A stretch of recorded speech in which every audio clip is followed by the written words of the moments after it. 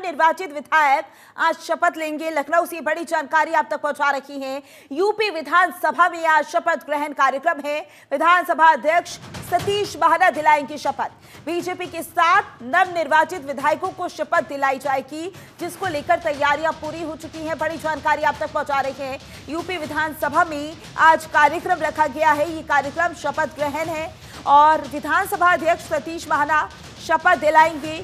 लगातार ये बड़ी जानकारी आप तक पहुंचा रही है। बीजेपी के 7 नवनिर्वाचित विधायकों को शपथ दिलाएंगे। आपको बता दें, उत्तर प्रदेश में 9 विधानसभा सीटों को लेकर उपचुनाव हुआ, जिसमें 7 सीटें बीजेपी ने जीती, जिसके बाद कहीं ना कहीं जो आत्मविश्वास बीजेपी का खोता हुआ उत्तर प्रदेश में नजर आ रहा था, एक बार फिर से वापसी करती हुई और शानदार प्रदर्शन उपचुनाव में बीजेपी का रहा।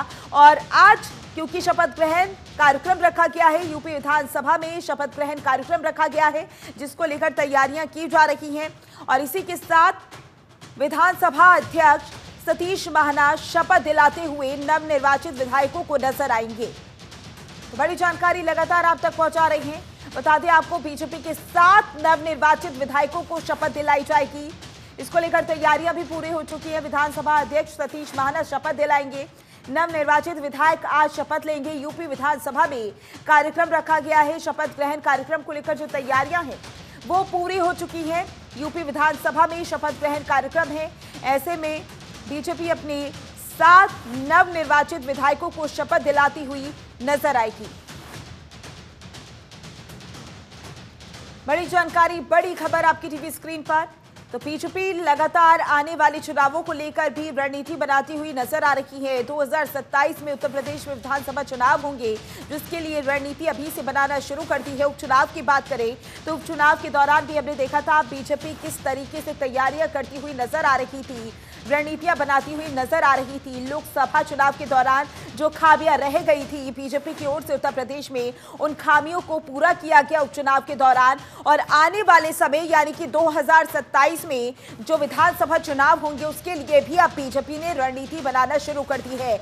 उपचुनाव हुए यानी कि 9 विधानसभा सीट को लेकर जो उपचुनाव हुए, जिसमें से 7 सीटें बीजेपी ने जीती हैं और उसी को लेकर अब शपथ समारोह रखा गया है। शपथ कार्यक्रम को लेकर जो तैयारियां हैं वो पूरी हो चुकी हैं और खुद विधानसभा अध्यक्ष सतीश महाना नवनिर्वाचित विधायकों को शपथ दिलवाते हुए नजर आएंगे। बड़ी जानकारी, बड़ी खबर लगातार आप तक पहुंचा रही हैं। बता दें आपको, बीजेपी के 7 नवनिर्वाचित विधायकों को शपथ दिलाई जाएगी और ये भी देखना होगा अब इसके बाद बीजेपी अपनी रणनीतियों में किस तरीके से बदलाव करती हुई नजर आएगी। 2027 के विजन को लेकर लगातार तैयारियां बीजेपी की ओर से शुरू हो गई हैं। और इसी पर ज्यादा जानकारी के लिए हमारे संवाददाता नंदन श्रीवास्तव हमारे साथ जुड़ चुके हैं। नंदन, 7 नवनिर्वाचित विधायकों को आज शपथ दिलाई जाएगी, अधिक जानकारी।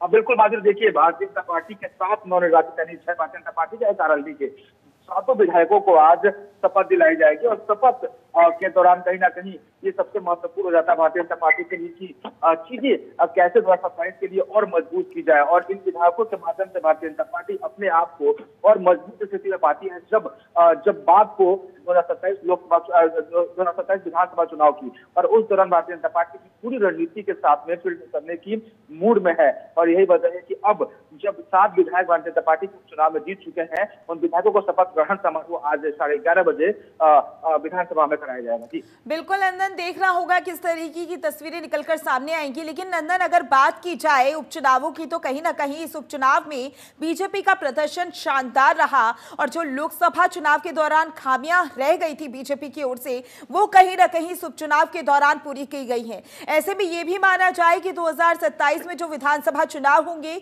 उसके लिए भी बीजेपी ने अभी से तैयारियां शुरू कर दी हैं।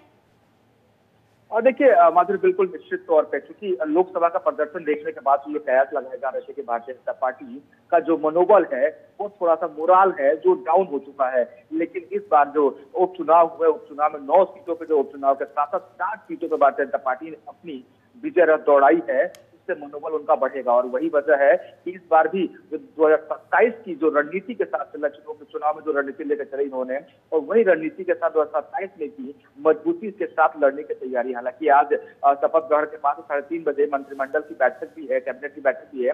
उस बैठक में निर्णय हुआ कि जो 7 विधायक उनको कौन कौन सी जिम्मेदारी, कौन कौन सा मंत्रालय सौंपा जाए। हालांकि कुछ मंत्रालय इनको सौंपने की संभावना भी है कि जो विधायक बने उनको कुछ यानी कि संभवतः 3-4 विधायकों को मंत्रिमंडल में भी शामिल करने की आशंका जताई जा रही है। तो देखने वाली बात होगी कि जो जातीय रणनीति साधने की कोशिश भारतीय जनता पार्टी कर रही है वो कितना सफल साबित होता है। बिल्कुल नंदन, अगर समाजवादी पार्टी की बात की जाए नंदन, तो समाजवादी पार्टी खेमे में किस तरीके की हलचल देखी जा रही है नतीजों के बाद?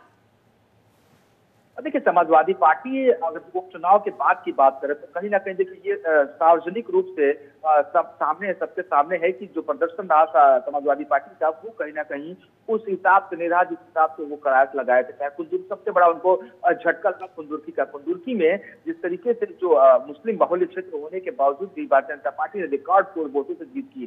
साथ ही साथ 2 सीटें जो भारतीय समाजवादी पार्टी को मिली है, यानी कि हम बात करें सीतामोड़ की बात करें तो वो सीटें ऐसी हैं जहां पर मुस्लिम बहुल्य के साथ साथ समाजवादी पार्टी का गढ़ है। यानी कि नसीम सिद्दीकी यानी कि जो जीती है कानपुर के सीतामोड़ से, जो इरफान सोलंकी की पत्नी है, वो कहीं ना कहीं ये दर्शाता है कि वो 2 सीटें समाजवादी पार्टी की मजबूत सीटें रही हैं और वो सीटें समाजवादी पार्टी अपने पाले में डाली। हालांकि 7 सीटें उनके सामने खाली रही तो मनोबल थोड़ा टूटा नजर आ रहा समाजवादी